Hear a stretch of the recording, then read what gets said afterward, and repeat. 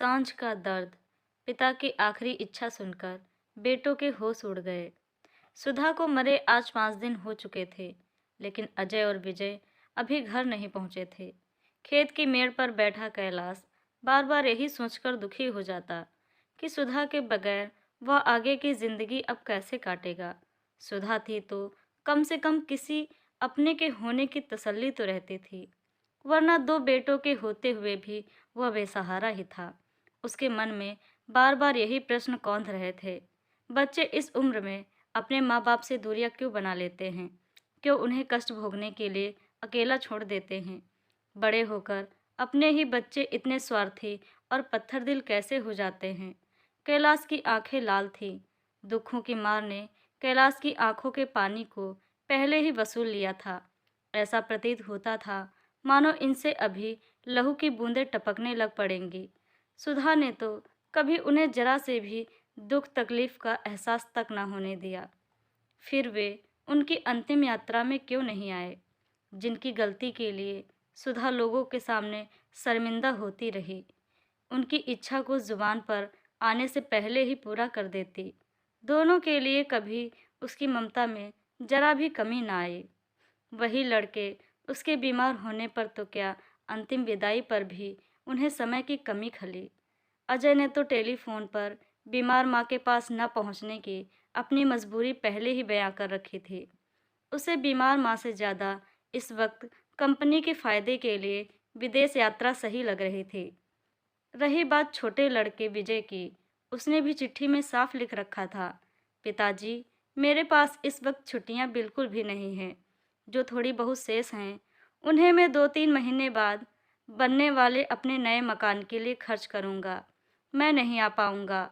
माँ की देखभाल के लिए किसी नौकरानी को रख दो। कैलाश के पास रुपयों की बिल्कुल भी कमी नहीं थी।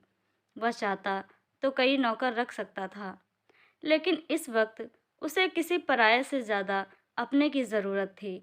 दिन प्रतिदिन बिगड़ती सुधा की हालत उसे परेशान किए जा रही थी। दिल में हर क्षण एक अनजाना सा डर अंगड़ाई लेता रहता था। कैलाश की सुबह शाम सुधा के पलंग के पास ही बीतती। लड़कों के आने की झूठी तसल्लियां दे देकर वह थक चुका था। कैलाश के गम को कोई बांट सके, ऐसा कोई अपना इस घड़ी उसके पास नहीं था।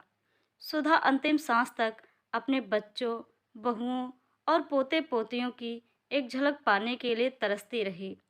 वह हर दिन निकलने वाले सूर्य के साथ दरवाजे पर टकटकी लगाए एक आशा भरी निगाह लिए अपने बेटों का इंतजार करती, लेकिन हर सांझ उसको भरोसा दम तोड़ देता। हर बीतता दिन अब उसे भी अपने बच्चों की फितरत का एहसास करवाने लगा था। एक दिन उसकी आंखें बच्चों और उनके परिवार के दीदार की अधूरी हसरत लिए सदा के लिए बंद हो गईं। सुधा की मौत ने तो जैसे कैलाश की जान ही निकाल ली थी। यही तो एक सहारा थी कैलाश के दुख सुख का, अब तो वह भी छिन चुका था। कैलाश जब सुधा से कहता कि वे दोनों कितने अभागे हैं, जो उन्हें अपने बेटों, बहुओं और पोते पोतियों का सुख नसीब नहीं हुआ। पोते पोतियों को अपनी गोद में खिलाने, उन्हें प्यारी प्यारी कहानियाँ सुनाने के अरमान ही रह गए, तो सुधा कैलाश को भावनात्मक सहारा देते हुए कहती, तुम भी ना अजय के बापू, बेकार की बातें अपने दिमाग में लाते रहते हो। लड़कों की अपनी जिंदगी है, वे अपने पैरों पर खड़े हैं और खुश हैं। इससे ज़्यादा हमें और क्या चाहिए।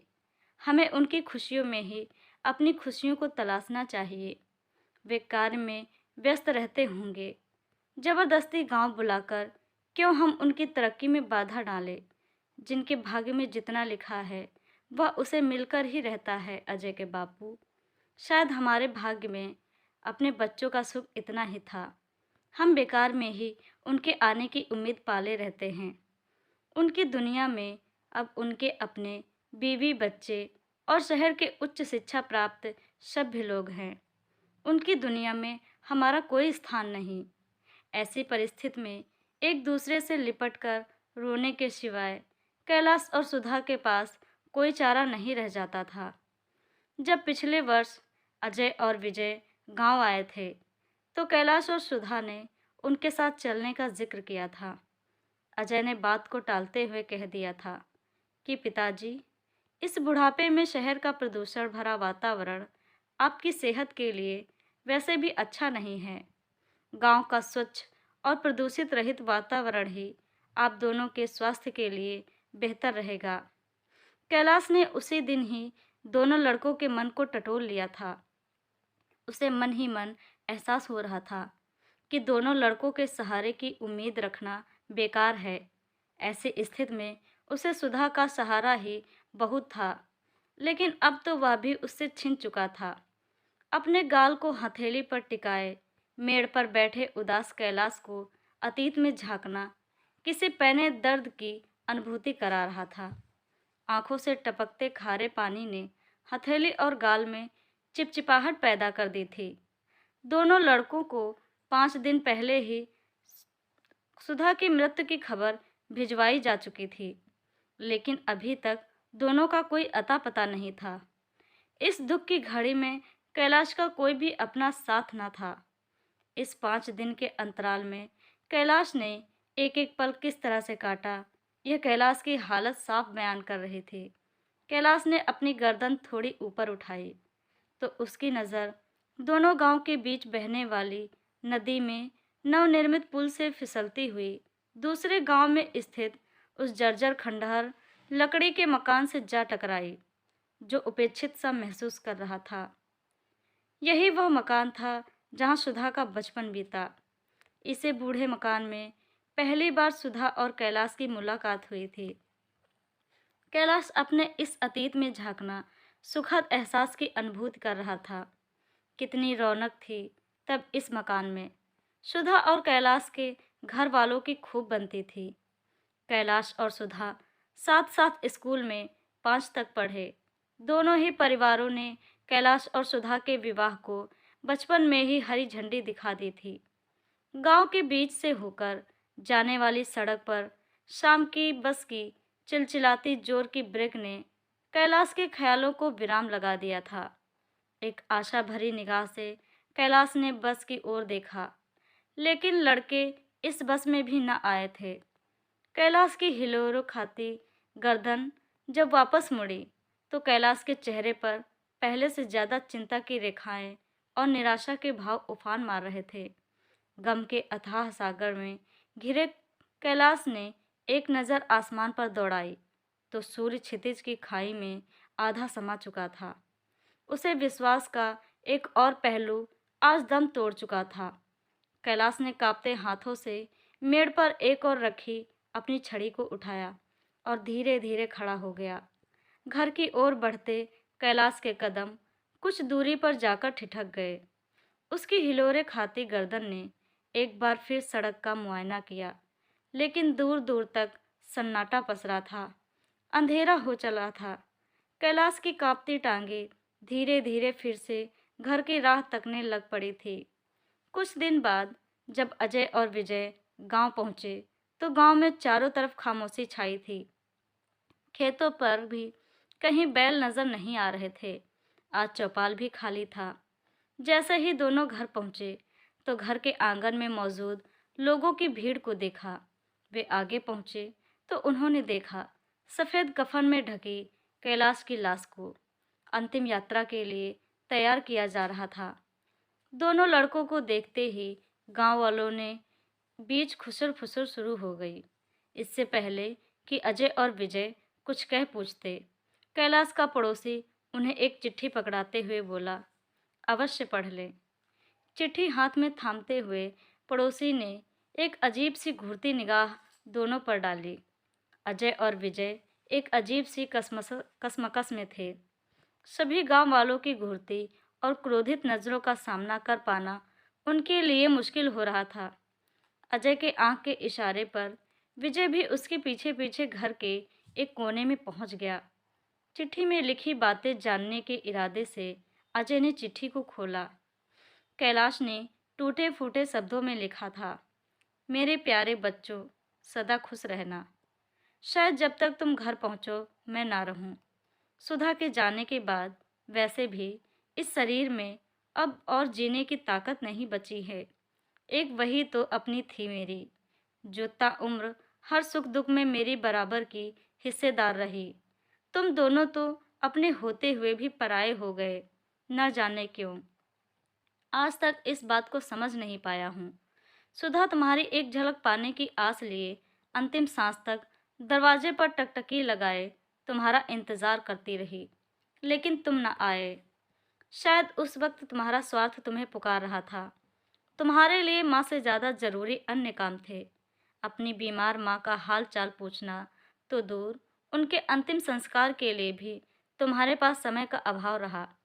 तुमने हमें दादा दादी का औपचारिक दर्जा तो दे दिया, लेकिन कभी पोते पोतियों को गोद में खिलाने, उनकी खिलखिलाहट अटखेलियों में शामिल होने का मौका ना दे सके। सुधा के बाद मुझे अकेले को तुम्हारे सहारे की आस बाकी थी। कई बार संदेश भिजवाए, लेकिन तुम फिर भी ना आए। इसे मैं भाग्य की विडंबना कहूँ या उच्च शिक्षा का प्रभाव, आज की तेज रफ्तार जिंदगी को दोष दूं या अपने दिए संस्कारों पर शक करूं, मैं नहीं जानता।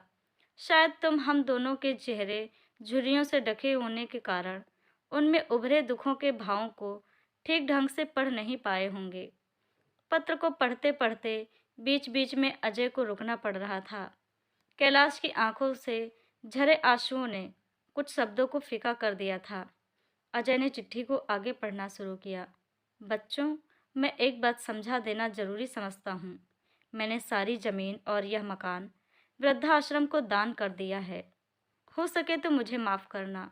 वर्तमान की आबो हवा को देखकर मुझे लगा कि मेरे जैसे कई लोग तुम जैसे संतान के कारण नरकीय जीवन जी रहे होंगे।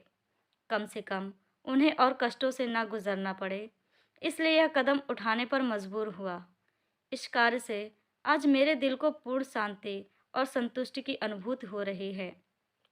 इसके साथ ही साथ मैं वह कदम भी उठा रहा हूँ जिसे शायद ही कोई बाप उठाना चाहेगा।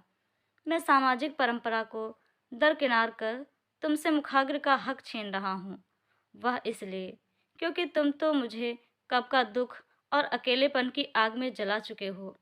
बस शरीर को जलाने की सामाजिक औपचारिकता से तुम्हें वंचित कर रहा हूँ। आशा है तुम मेरी इस अंतिम इच्छा का सम्मान करते हुए इसे अमल में लाओगे। मैंने अपने जीवन की सांझ को बहुत कष्टों में गुजारा है। तुम दोनों को कभी यह मौका न आए, ईश्वर से यही प्रार्थना करता हूँ और अपने लिए भी ईश्वर से यह दुआ मांगता हूँ कि अगले जन्म में मुझे कोई औलाद न दे। इसी जन्म में ही औलाद के सुख से मेरा जी भर गया है। मेरे बच्चों, मेरी बातों का बुरा मत मानना। शायद हो सकता है कि तुम्हारा बाप अकेलेपन और दुखों की मार से कड़वाहट से भर गया हो। मुझे माफ़ करना। तुम्हारा अभागा बाप, कैलाश। चिट्ठी को पढ़कर अजय और विजय के चेहरे पर अजीबोगरीब भाव तैर रहे थे। गुस्से से चिट्ठी के टुकड़े टुकड़े करके अजय और विजय जोर जोर से रो पड़े। आंगन खाली था। एक एक करके सभी लोग कैलाश की अंतिम यात्रा में शामिल हो चुके थे। दोस्तों, उच्च शिक्षा पाकर घर से दूर नौकरी करके भी माँ बाप से जुड़े रहिए, क्योंकि आप ही उनके सपने हैं। दोस्तों, आपको ये कहानी कैसी लगी, प्लीज़ हमें कमेंट करके ज़रूर बताएं और हमारा चैनल सब्सक्राइब करें। कहानी सुनने के लिए आपका बहुत बहुत धन्यवाद।